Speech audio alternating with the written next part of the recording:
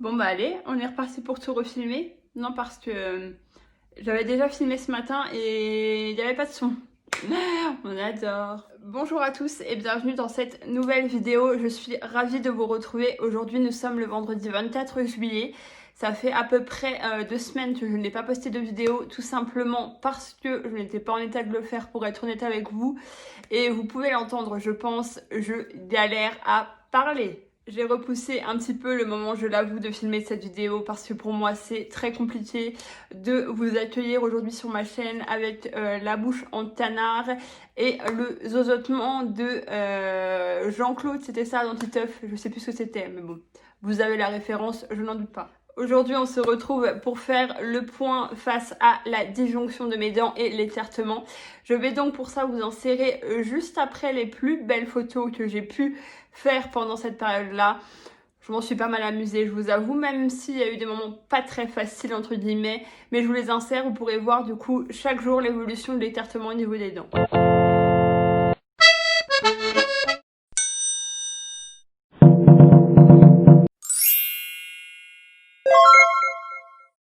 Je n'assume pas du tout cette tête. Quand le voisin te regarde en train de t'écarter les dents, regardez-moi ça comme j'ai l'air heureuse. Et là, vous êtes là, oh my god, ressemble-t-elle vraiment à Dingo? Eh bien, les amis, oh oui! Vous pouvez mettre une dent, une carotte, un grain de maïs, tout ce que vous voulez. Comme vous avez pu le voir, j'ai écarté pendant 10 jours mes dents, mes dents, oui mes dents idéalement, mais plutôt mes dents, à raison de 2 fois par jour, donc le matin et le soir, pour gagner 0,5 mm par jour. Donc 0,5 fois 10, etc., on arrive à 10 mm, j'ai donc 1 cm entre les dents de devant. Je vais aujourd'hui répondre à toutes vos questions concernant la disjonction. Est-ce que ça fait mal? Combien de temps? Comment vas-tu? As-tu eu mal? C'est parti. Avant toute autre chose, je tenais à vous présenter mon meilleur ami, le disjoncteur. Enfin, c'est pas le disjoncteur réellement, c'est l'appareil qui a servi à m'ouvrir les dents. Tadam! Ceci est un appareil de torture, voilà. Donc, comment marche-t-il? On le met, bam, dans le palais comme ceci. Et on tourne et on tourne et on tourne, bam, et ça écarte les dents. Magique, me direz-vous? Tout à fait, car à vue d'œil, vous avez pu le voir, cela a bien écarté mes dents. Question numéro 1, comme passe-partout dans Fort Boyard. Pendant combien de temps as-tu écarté tes dents? J'ai déjà répondu. J'ai ouvert pendant 10 jours mes dents, à raison de 2 fois par jour, le matin puis le soir. Ce n'est pas moi qui me le faisais moi-même, c'était mon conjoint. Certaines personnes le font elles-mêmes, et d'ailleurs... bravo à vous parce que j'en aurais été complètement incapable. Déjà de 1 parce que c'est quand même dans le palais, donc en termes de visibilité c'est pas très simple. Et numéro 2, eh bien ça reste un acte quand même qui est un petit peu effrayant et je suis pas sûre que je serais allée au bout toute seule. Donc heureusement que j'avais mon conjoint qui lui s'en est amusé extrêmement. Question numéro 2, as-tu eu mal? La question à 1 million d'euros. Alors, au niveau de la douleur, ça a été modéré au départ, c'est-à-dire que c'était plus une sensation, c'était pas réellement une douleur, c'était plutôt un ressenti comme si on me mettait un fer à repasser au niveau de la bouche.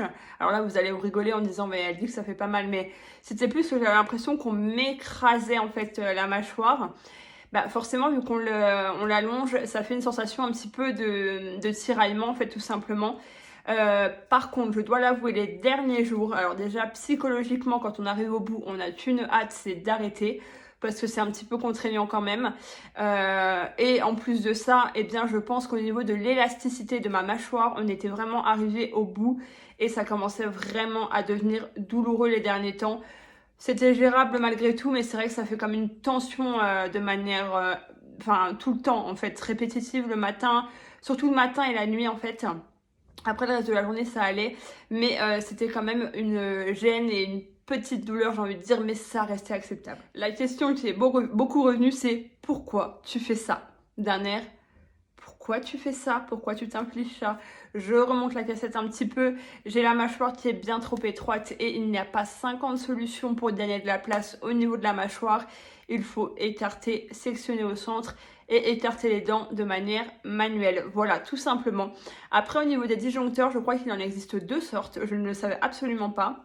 Il y a le mien qui est relié à mes dents et il y a des personnes apparemment qui en ont qui sont vissées dans le palais et qui n'ont pas besoin de l'activer manuellement. Alors je ne connais absolument pas cette deuxième option, donc je ne pourrais pas vous en parler.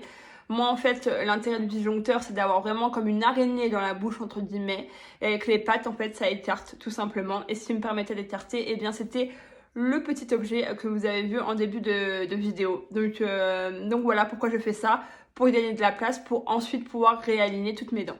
Troisième question, combien de temps vas-tu rester comme ceci? Eh bien, il faut savoir que la nature est très bien faite parce qu'au moment où j'ai fini du coup d'écarter mes dents, eh bien mes dents vont se remettre par elles-mêmes, tout simplement. Elles vont reprendre le chemin normal en revenant progressivement. Alors après, effectivement, il y a des personnes qui ont déjà l'appareil en fait. Moi, l'ortho m'a dit que c'était pas possible, donc... Du coup, il y a des personnes pour qui ça s'est remis en quelques semaines et qui ont le trou qui s'est complètement rebouché, entre guillemets, si je peux dire ça comme ça. Et bien, pour la plupart des personnes, on ne peut pas mettre l'appareil en même temps, donc du coup, ça se fait naturellement. Par contre, forcément, c'est beaucoup plus long, donc ça peut prendre quelques mois. Après, généralement, le gros trou en lui-même, vraiment le gros espace que j'ai, va se résorber assez rapidement, mais il restera toujours un peu comme des petites dents du bonheur qui par la suite seront remises en place par le port d'un appareil dentaire. Donc dans mon cas, ce sera bien dans 6 mois, je pense encore, 5 ou 6 mois, à voir après comme ça évolue. Quatrième question, quels ont été les désagréments liés à l'ouverture de tes dents? Il y en a eu plusieurs. Numéro 1, je n'ai toujours pas retrouvé mon visage d'auparavant, comme vous pouvez le voir. Je suis toujours gonflée à ce niveau-là et je ressemble à Daffy Duck de côté. C'est-à-dire que j'ai la lèvre comme si j'avais fait du botox, clairement. Sauf que ce n'est pas le cas, c'est simplement parce que j'ai écarté, donc du coup ça prend de la place et en se réalignant, je vais retrouver enfin ma tête normale. Forcément, ça a eu un petit peu d'impact au niveau du visage. J'ai quand même, on va dire, les sillons et le haut de la lèvre qui est plus large qu'auparavant, mais c'était le but dans tous les cas. Mais là, j'ai vu le chirurgien hier et il m'a bien confirmé que j'étais encore bien gonflée et que c'était tout à fait normal. Donc déjà, ça me rassure un petit peu parce que j'avoue que de profil, ça fait un petit peu botoxé quoi. La nénette a voulu se faire des injections dans les lèvres alors que c'est pas du tout mon cas. Numéro 2 des désagréments, pardon. Eh bien ça tombe bien, vous pouvez l'entendre, j'ai beaucoup de mal à parler. Ma langue passe tout droit dans le beau trou que j'ai entre les dents et ça commence à devenir de plus en plus difficile de parler. Même si voilà, maintenant que ça va se résorber, eh bien ça devrait quand même aller beaucoup mieux, je l'espère en tout cas.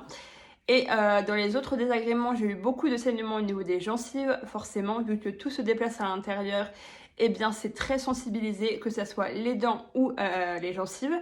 Donc quand je me les brosse, eh bien ça a tendance à beaucoup saigner, mais c'est tout à fait normal. Donc no panique. Par la suite, les douleurs, forcément, du mal à manger. Ça par contre, je peux vous dire que c'est un petit peu compliqué et j'ai remarqué aussi que du coup, je ne sais pas pourquoi certaines fois au niveau des goûts, je pense que ça vient de l'appareil métallique en fait qui est entre mes dents, mais ça a tendance un petit peu à me modifier les goûts et les saveurs en fait. Donc il y a des fois je sens absolument rien, c'est super, on adore. Et puis je pense que voilà, simplement aussi au niveau de l'occlusion, vu que mes dents se déplacent, eh bien j'ai mes molaires qui se touchent maintenant et c'est assez désagréable pour l'instant parce qu'en fait mes dents se mettent un peu comme ça et se piquent en fait dans mes dents du bas. Donc des fois ça me fait un peu comme des coups de jus, je pense que vous voyez un peu la sensation. C'est génial, on adore. Cinquième question, comment vis-tu mentalement tout ce qui s'est passé? Alors c'est une très bonne question, c'est très gentil de votre part de vous en soucier d'ailleurs. D'ailleurs merci encore une fois pour vos petits mots, vos petits messages, etc. Parce que non seulement vous êtes pas mal à me suivre dans mes aventures et à me dire que vous avez hâte de voir l'évolution en même temps que moi. Et en plus de ça, sur Instagram, j'ai rencontré une communauté de personnes en fait qui portent des appareils dentaires, qui ont eu la même opération, etc. Et du coup, on se soutient beaucoup et franchement, c'est chouette parce que d'un côté, j'ai vraiment l'appui de mes proches et d'un autre côté, j'ai l'appui de personnes qui sont passées par ce par quoi je suis passée moi-même, donc qui me comprennent très bien aussi et franchement, c'est top. Avec des personnes, on s'envoie des photos de nos trous qui s'élargissent entre guillemets au niveau des dents, on s'envoie les petits désagréments, on se tient au courant, etc. Et du coup, on évolue en même temps et je trouve ça super chouette parce que ça nous rassure beaucoup les unes et les autres. Je dis ça parce que je parle beaucoup à des filles, même si je parle aussi à quelques garçons, mais c'est plus des filles. Donc voilà, c'est vraiment chouette. Écoutez, ça va plutôt bien. J'avoue que le fait d'avoir du mal à parler me perturbe un petit peu, pour être honnête avec vous. Quand je me vois de profil, des fois, je bade un petit peu quand même. Je me dis, punaise, j'espère quand même que ça va vite se résorber parce que c'est quand même pas chouette. Je reprends le travail dans moins de 10 jours maintenant. Donc, bon, il y a le masque, vous me direz, ça tombe plutôt pas trop mal, j'ai envie de dire. Mais c'est vrai que c'est des contraintes quand même. Quand je suis toute seule dans mon petit cocon, ça va, mais j'avoue que quand je dois parler au téléphone ou quand je dois parler avec des personnes et tout, je me dis, punaise, c'est quand même assez contraignant. Des fois, il y a des mots, j'accroche vraiment dessus. J'essaye de trouver des autres mots, comme je disais dans l'autre vidéo, pour pas les prononcer. Mais c'est quand même pas évident pour parler. Donc, il y a juste ce côté-là qui est un petit peu contraignant. Et puis, l'impression de ne pas pouvoir sourire. Là, quand je vous parle, pourtant, je suis joie, mais j'ai l'impression vraiment d'avoir, comme fait des piqûres, en fait, là, et d'être complètement sans émotion au niveau du visage, quoi. Donc, bon. Après, c'est les effets secondaires qui vont s'estomper avec le temps, donc je ne panique pas. Question numéro 6. Comment fais-tu sur le point de vue financier? Et j'ai eu pas mal de fois cette question qui est revenue, car il y a beaucoup de personnes qui veulent se lancer dans tout ça, mais qui ont un petit peu peur sur le point de vue financier. Alors moi, je ne peux vous donner que mon expérience. Après, ça dépend du chirurgien, ça dépend de l'orthodontiste, ça dépend de beaucoup de facteurs, ça dépend de la clinique, ça dépend beaucoup de choses en fait, tout simplement. Donc, moi, personnellement, pour l'opération en elle-même et le disjoncteur, en gros, j'en ai eu à peu près pour 400 € que j'ai dû avancer. Parce qu'il y a des choses qui sont prises en charge, donc je ne l'ai même pas réglé. Et là, aujourd'hui, j'attends à peu près cette somme-là que j'ai avancée, du coup. Donc, généralement, vu que c'est de la chirurgie réparatrice dans mon cas, comme je l'avais déjà expliqué auparavant, je n'ai pas à avancer beaucoup de choses. Par contre, en fait, ça va être tout ce qui va être dépassement de frais d'honoraires, et choses comme ça, forcément, vous avancez. C'est obligatoire, entre guillemets. Donc voilà, et non, je n'ai pas d'aide au niveau financier. Par contre, j'ai investi, entre guillemets, dans une très bonne mutuelle que je paye assez cher par mois, de manière à avoir tous mes rendez-vous remboursés à presque 100% à chaque fois. Donc c'est très important. Si vous voulez vous lancer dans quelque chirurgie que ce soit, partez avec une bonne mutuelle, parce que sinon vous allez payer tout, quoi. Donc à peu près, j'ai envie de dire. Donc voilà, essayez de voir à peu près de ce côté-là si vous pouvez vous arranger, parce que ce sont des frais assez astronomiques. 7e question, que va-t-il t'arriver par la suite? Donc, ce qui va se passer par la suite. Là, j'ai fini d'écarter mes dents vont donc revenir progressivement à leur place habituelle.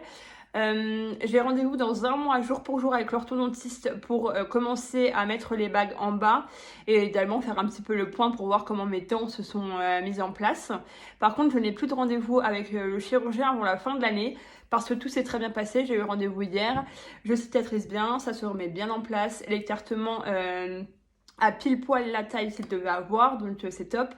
Et bien évidemment, si j'ai le moindre problème, je peux prendre rendez-vous pour retourner voir le chirurgien. Mais bon, pour l'instant, tout est ouvert, entre guillemets, tout se passe bien, donc il n'y a pas de raison. Et donc par la suite, ce sera le port de l'appareil dentaire, voilà. Et donc, ce sera encore une autre étape pour moi de passer. Mais là, pour l'instant, on a passé une étape qui est très importante. Déjà, je pense que quand mes dents se seront resserrées un minimum, je me sentirai un petit peu mieux quand même. Et puis en plus de ça, ce sera déjà une opération de passer, parce qu'on va dire que l'écartement, je le comptais un peu quand même dans l'opération, parce que ça reste des choses qui vont avec l'opération et qui sont un petit peu désagréables quand même. Question numéro 8. Cela t'a-t-il empêché d'aller au travail? Alors oui, bien évidemment. À part si vous êtes des warriors, vous ne pouvez pas reprendre le boulot tout de suite, parce que déjà, il y a quand même des douleurs, hein, parce que là, au final, parler pendant 20 minutes devant une caméra, ça va. Par contre, quand on parle vraiment longuement, au bout d'un moment, ça fait travailler la mâchoire et ça donne un petit peu quand même des crampes, des douleurs, etc. Donc c'est pas trop possible, à part si vous avez un boulot très sédentaire. Et il faut quand même le temps il faut quand même que ça se cicatrise et que ça prenne le temps de bien se faire. Vous pouvez pas beaucoup manger, donc vous n'êtes pas forcément très en forme non plus. Donc non, vous pouvez pas reprendre le boulot tout de suite, pour être honnête. Après, moi à la base, il m'avait donné un arrêt que d'une semaine. C'était complètement insuffisant, pour être honnête avec vous. Et là, je reprends du coup le travail début août. Donc j'aurais pris en tout et pour tout à peu près 3 semaines. Voilà. Après, ça dépend des personnes. Il y a des personnes qui prennent moins, d'autres plus, mais chaque cas est différent. Mais oui, on est obligé un minimum d'être arrêté pendant 1 ou 2 semaines. Question numéro 9. Regrettes-tu d'avoir fait tout ça? Eh bien non, bien sûr que non, dans tous les cas. C'est une question qui m'a déjà été posée, que j'ai déjà mis dans l'autre vidéo. Alors forcément, ça paraît barbare, je l'entends bien. Quand on voit mes dents écartées, on se dit mais mon Dieu, pourquoi elle a fait ça? Mais c'est inévitable, je le rappelle, je ne peux pas passer outre sous ça. Bien évidemment, quand on m'a dit tu vas avoir les dents super écartées, non, moi j'ai repris la feuille que j'avais signée, j'ai dit j'ai pas signé pour ça. Non, je plaisante bien évidemment. Mais bon, c'est comme ça, franchement, si j'avais pu me passer de ça, je m'en serais passé volontiers. Mais on peut pas regretter quand on est lancé comme moi et qu'on a un complexe depuis tellement longtemps. Chaque phase est différente et peut-être que l'appareil dentaire sera pénible pour moi, peut-être que la deuxième opération sera pire. Enfin voilà, on peut pas la machine lancer. On voit le but au final, on sait dans quoi on s'aventure et on ne peut pas regretter. Enfin, de mon point de vue, à part réellement si ça s'est mal passé malheureusement. Mais pour l'instant, de mon côté, tout se passe bien. Question numéro 10 et la dernière. Que conseillerais-tu à une personne qui va avoir le même processus que toi d'écartement des dents? Alors, soyez très, très investi et très rigoureux, voilà, c'est le mot que je cherchais, dans le fait de bien écarter les dents, trouver une personne de confiance, trouver une personne qui vous met en confiance, etc. Avoir une très bonne hygiène bucco-dentaire, tout simplement, parce qu'en fait, en écartant les dents, eh bien, les dents se resserrent un petit peu, donc il y a parfois des petits aliments qui viennent se mettre dans les dents qui se resserrent. On vous prescrit de toute façon des tout petits goupillons, vous savez, des micro-brosses à dents à bien utiliser parce que ça peut générer des infections par la suite si c'est mal fait. Et il y a beaucoup de bains de bouche qui sont prescrits, des gels, etc. Il faut bien le faire. C'est fastidieux, ça prend du temps, mais honnêtement, il faut le faire. Même quand vous aurez l'appareil, ce sera la même chose, etc. Donc voilà, ne pas trop angoisser, ne pas trop avoir peur. Je sais que c'est facile à dire, mais pas facile à faire.